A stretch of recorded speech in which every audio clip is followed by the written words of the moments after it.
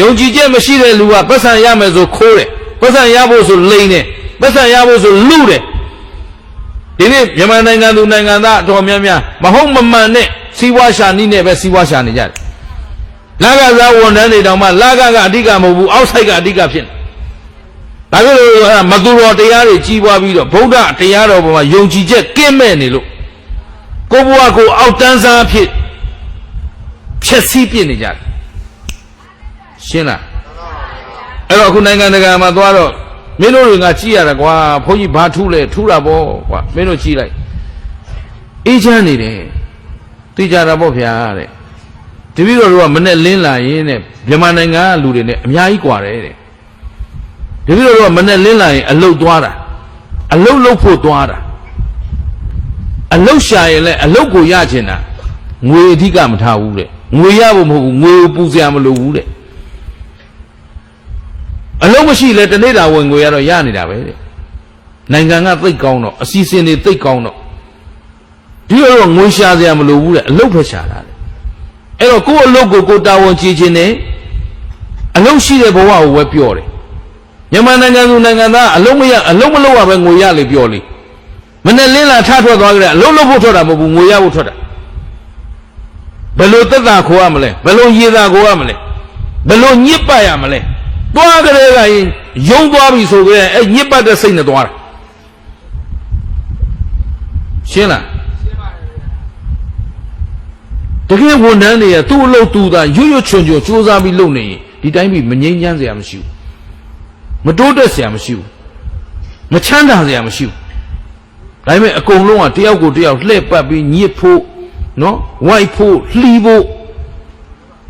အလုပ်ပေါ်မှာတန်ဖိုးထားတဲ့လူရှားတယ်ဘယ်ယုံသွားကြည့်ကြည့်ဗျာကျုပ်အာမခံတယ်ရှင်းလားစရင်ကင်ကစရင်မနိုင်အောင်လည်းမကြိုးစားဘူးနော်စရင်ချွေးတွေနဲ့နေတယ်အလုပ်သမားကလည်းအလုပ်ကိုဘယ်တော့မှပြီးအောင်မလုပ်ဘူးဟောပတ်စံရရင်လုပ်မရရင်မလုပ်ဘူးဟောသူတို့အတွက်ကအလုပ်ဆိုတာအဓိကမဟုတ်ဘူးဘာရဖို့အကွာကြီးကွာတယ်ဗျာအဲ့တော့ဒီလိုကအလုပ်လုပ်နေတဲ့လောဘဒေါသအမတန်နေတယ်ဒီမှာအရှင်ဘုရားတို့လောဘဒေါသတွေနဲ့ဒါမှမြန်မာနိုင်ငံကြီးကပူလောင်နေတယ်ရုပ်တွေကြည့်ရတာမငြိမ်းချမ်းဘူးသဘောပါပြီလားကြည်ရောကြည်နဲ့သလားဟဲ့ဦးစင်းဒီရုပ်တစိုက်ပြောနေတာဒီယုံကြည်ချက်ကလေးဟာခင်ဗျားတို့အတွက်အရေးကြီးမကြီးတန်ဖိုးရှိမရှိအဲ့တော့ဘုရားတရားသံဃာပေါ်မှာယုံကြည်ချက်ဟာထာဝရသိသိထားရမယ်ဥစ္စာခင်ဗျားတို့ယုံကြည်ချက်ပျောက်ရင်လမ်းပျောက်ပြီယုံကြည်ချက်ပြည့်ရင်ဘဝပြည့်ပြီဒါလေးမှတ်ထားပါတယ်ယုံကြည်ချက်ပျောက်ရင်လမ်းပျောက်ပြီခုမြန်မာနိုင်ငံသားတွေလမ်းပျောက်နေတော့ယုံကြည်ချက်ပြည့်နေတဲ့အတွက်ဘဝပြည့်နေကြတယ်ကျောင်းဆရာဆရာမလည်းကျောင်းဆရာဆရာမဘဝပြည့်သွားပြီဘာလို့ဆိုကျောင်းမှာစားမသိဘူးနာမည်ကြီးတဲ့ကျောင်းတွေဟိုမှာရန်ကုန်မြို့မှာနာမည်ကြီးသဘောပတ်စံတွေအများကြီးပေးပြီးအားရတယ်တဲ့အဲ့ဒါကိုဖန်တီးထားတာအများကြီးပေးပြီးအပ်ပြီးတော့သူ့ကျောင်းကဂုံလူးတွေကြီးညာတာကျောင်းမှာစာသင်တာမဟုတ်ဘူးကျူရှင်တက်ခိုင်းတယ်ဘော်ဒါထားခိုင်းတယ်ကျောင်းမှာမတက်ဘူးအဲ့လောက်အကျင့်ပြတ်တဲ့ကျောင်းကိုနာမည်လူချင်းလို့ထားသေးတယ်ဆိုကြရင်သွားပြီပေါ့အဲ့တော့ကျောင်းဆရာမတွေဘဝပြက်နေနော်အင်ဂျင်နီယာတွေဘဝပြက်နေပြီဘိလမြေခိုးတန်းခိုးနော်အင်ဂျင်နီယာသခိုးဘဝရောက်ဆရာဝန်တွေဘဝပြက်နေပတ်စံရဖို့ဆေးထိုးလူနာကြည့်ပတ်စံရဖို့ကြည့်ယောဂကုဖို့ကြည့်တာမဟုတ်ဘူးပတ်စံရဖို့ကြည့်တာခွဲစရာမလိုပဲခွဲမဟုတ်တာတွေခွဲနော်မဟုတ်တဲ့ယောဂတွေတက်သူ့ပြစ်လွတ်ပြီးရောဘဝပြက်နေကြပြီအလုံးလောကကြီးတစ်ခုလုံးပျက်စီးနေတာဘာပြောက်သွားလို့ယုံကြည်မှုပျောက်သွားလို့ရှင်းလားသဘောပေါက်သလားအဲ့ဒါကိုဘဝကိုယုံကြည်ချက်နဲ့ထိန်းချောင်းဖို့လိုအပ်မလိုအပ်အေးနေရာတိုင်းမှာနောက်ကလာအောင်မယ်ကဲထားလိုက်တော့ဒုတိယတစ်ချက်ဒုတိယမေးခွန်းကဘာလဲတော့တာရု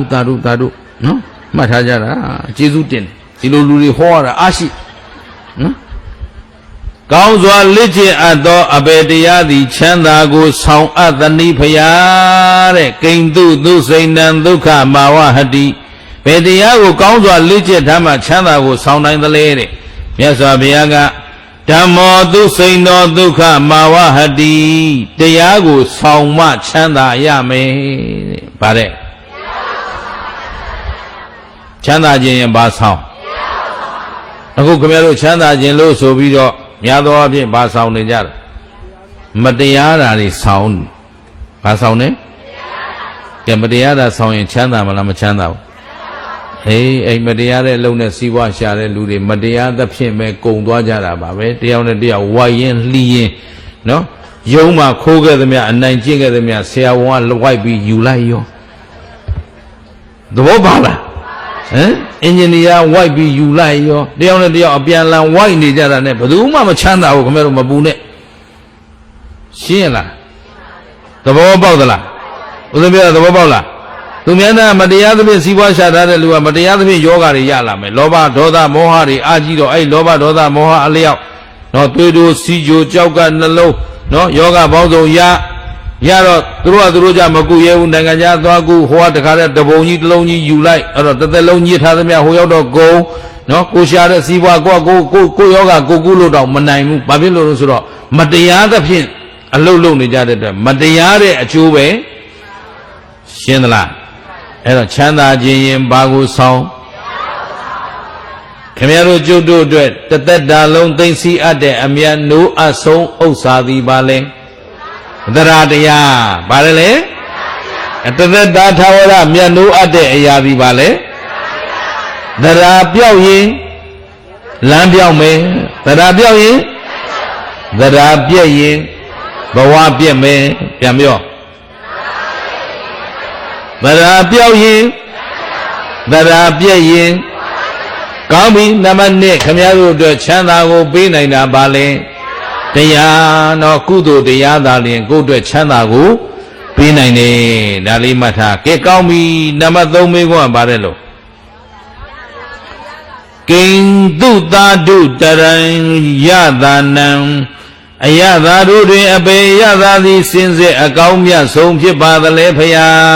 တဲ့ကဲအဲ့တော့မြတ်စွာဘုရားဖြေတော့မယ်ခုနကတော့ခင်ဗျားတို့ဖြေခြင်းဟာဖြေပြီးပြီပေါ့မြတ်စွာဘုရားဖြေတာလေးသွားရအောင်သစ္ဆံဟဝေသာတုတရံယသာနံသစ္စာတရားသည်အယသာတကအယသာထဲမှာအကောင်းမြတ်ဆုံးအယသာပဲတဲ့ကဲဘယ်အယသာအကောင်းဆုံးသစ္စာအယတာအကောင်းဆုံးတဲ့အခုဝစီသစ္စာနော်လောကသစ္စာဘဝသစ္စာဓမ္မသစ္စာမရှိဘူးလားမနေ့ကဥဝိစာရကြီးဗာတရားဟောတော်လိုက်တာနော်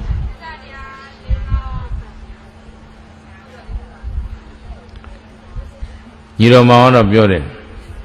နောက်တော့ရေးတဲ့တပည့်တော်ဗာတရားဟောထားတယ်တဲ့တော့じゃညီကိုနှစ်ပါးတရားတစ်ပုဒ်တည်းဖြစ်နေမှာဆိုလို့တဲ့မင်းပိဋကမပူပါနဲ့ငါထပ်ဟောလဲသူတို့မသိပါဘူးလို့